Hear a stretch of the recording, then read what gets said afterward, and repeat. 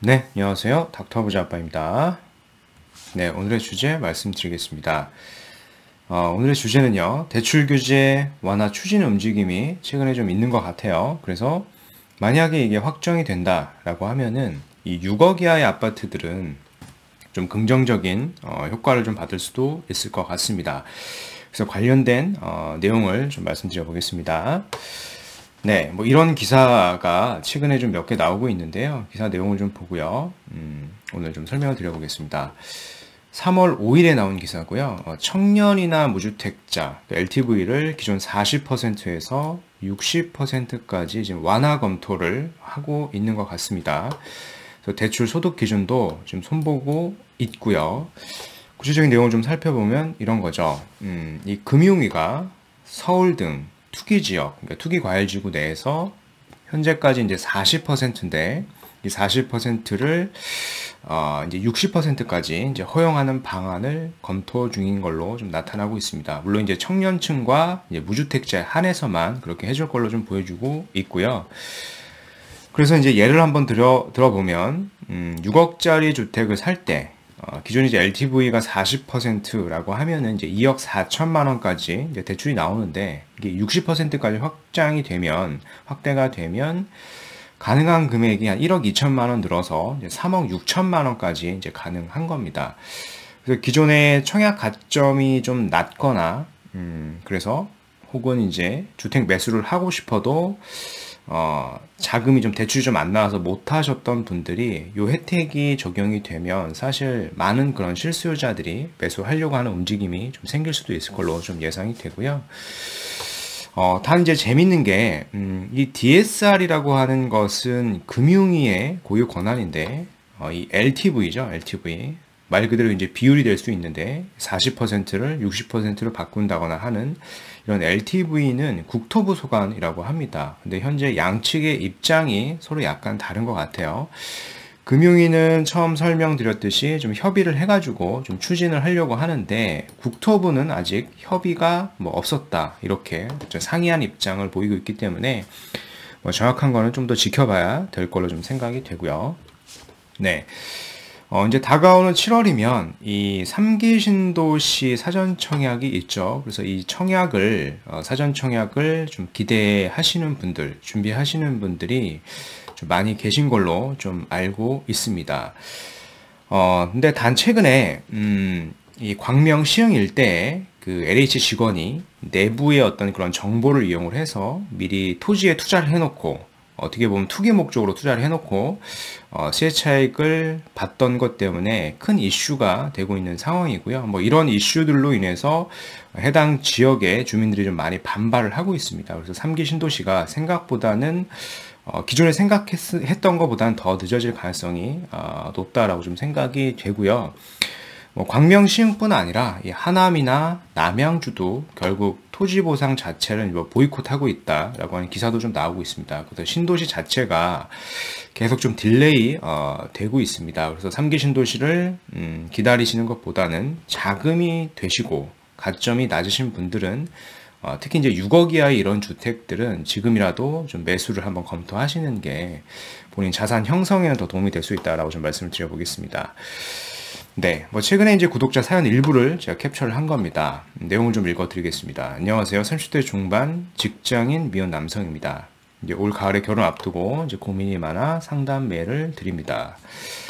현재 가지고 있는 자금과 대출을 최대로 고려할 때 6억 이하 아파트 매수는 가능할 것 같습니다. 아직 젊고 당장 자녀 계획은 없기 때문에 뭐 몸태꾸도 가능하다라고 하셨고요. 그래서 투자성을 더 고려하시는 것 같습니다. 근데 메일에는 본인의 어떤 직장 위치를 주진 않으셨어요. 그리고 이제 투자성을 더 고려하시는 것 같아서 몇 가지 지역을 좀 말씀을 드려 보겠습니다. 네, 이제 최근에, 먼저 이제 주택 동향을 좀 말씀을 드려보겠습니다. 이사 대책 후에 매매 수요가, 사실상 3주째 좀 감소를, 하고 있습니다. 그래서 뭐 집값 하락으로 이어질까라고 하는 기사들도 지금 나오고 있는 걸로 좀 확인이 되고요. 그래서 이사 대책이 나오고 나서 이 서울 아파트 매매 수급 지수 추이를 보면은요, 이렇게 감소가, 되고 있는 거를 좀 확인하실 수가 있죠. 이건 이제 한국부동산원 자료이기 때문에 또 다른 자료를 또 하나 보겠습니다. 이거는 이제 KB부동산 자료인데요. 이 자료도 마찬가지로 지역별 매수 우위 지수 주간 추이를 보면 지난 그 이사 대책이 나오고 나서부터 계속 좀씩 감소를 하고 있는 걸로 좀 보여집니다. 특히 서울 같은 경우에 100 이하로 떨어졌어요. 96.2라고 하는 것은 사실상 이제 매도를 하려고 하는 사람이 매수를 하려고 하는 사람보다 좀 더 많다라고 좀 보시면 됩니다. 근데 이 부분이 봄 이사철 선거가 다가오고 있죠. 서울 집값은 다시 뭐 고비에 있을 거다라고 하는 기사가 나오고 있습니다.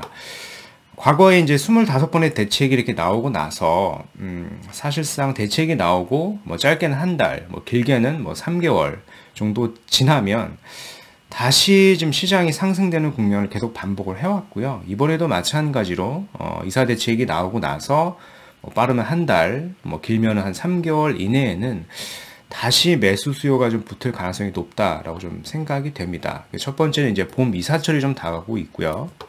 그리고 6월 이전에, 그러니까 6월 이후에는 사실상 그 세금이 좀 올라가는 구간이 되기 때문에 6월 전에 기존의 다주택자들의 매물이 좀 나올 텐데 그 매물 물량이 생각보다 그렇게 많지가 않습니다. 그래서 그런 매물들이 하나하나 소진이 되고 나서 6월 이후에는 더 상승이 될 수도 있고요. 이 서울시장이라고 하는 선거도 좀 앞두고 있기 때문에 서울 내에서 공급을 할 수 있는 방법은 이 재개발이나 재건축, 한강변 일대 규제를 완화하는 방법밖에 없습니다. 그래서 이런 것들이 다시 시장에는 주택 가격을 상승할 수 있는 요인으로 작용이 될 수 있습니다. 그래서 주택 매수를 고려하고 계신 분들, 특히 이제 6억 이하의 이런 주택들, 실수요자 분들은 늦어도 6월 전에는 한번 매수를 검토하시는 게 좋을 것 같고요. 그런 주택들을 좀 보면은, 사실상 이 서울특별시 지도를 좀 보시면, 이 중심지 내에는 이 6억 이하의 아파트를 살 수 있는 곳이 이제는 거의 없어졌습니다. 없어졌고, 이 외곽 지역으로 좀 나가셔야 될 텐데, 외곽을 너무 멀리 나가시면 안 될 것 같고요. 외곽 지역 중에서도 사실상 좀 호재가 있는 지역들이 몇 개가 있죠. 그래서 그런 지역들은 뭐 지금이라도 좀 실수요자 입장에서 매수를 해도 충분히 괜찮다라고 좀 말씀을 드려보겠고요. 전 총 3개의 구역을 좀 말씀을 드려볼 겁니다. 이제 첫 번째는 이 노원구죠. 이제 창동하고 이제 노원 일대, 동부권 일대를 좀 주목하셨으면 좋겠습니다. 뭐 이미 잘 아시는 것처럼 이 창동역하고 노원역 일대는 개발이 좀 많이 앞두고 있습니다. 아직 시작도 안 했어요. 그래서 복합 환승센터도 있고요.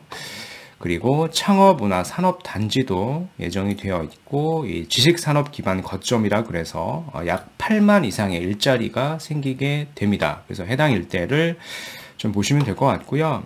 창동 역세권이나 노원역 일대에 6억 이하의 그런 아파트들이 아직까지는 남아 있습니다. 그런 아파트들 중에서 재건축이 가능한 그런 아파트를 이제 거주와 투자로 좀 보시면 좋을 것 같고요. 두 번째는 지금 뭐 전국적으로 유명해졌죠. 이 광명 시흥 일대 아파트를 역시 좀 말씀을 드려보고 싶습니다. 이제 광명을 보시면 광명 뉴타운이 있고요. 이 지도에는 표시가 되어 있지 않지만 이 철산 재건축, 그리고 아래쪽에 이제 하안동 일대도 있습니다. 물론 이제 광명 뉴타운이나 이 철산 재건축은 6억 이하로는 매수를 하기가 어렵고요. 그래서 이 아래쪽에 가시면 이제 하안동 일대는 아직까지는 충분히 좀 검토가 가능하기 때문에 여기 이제 재건축이 가능한 단지죠. 그래서 여기를 또 같이 좀 보시면 좋겠고요.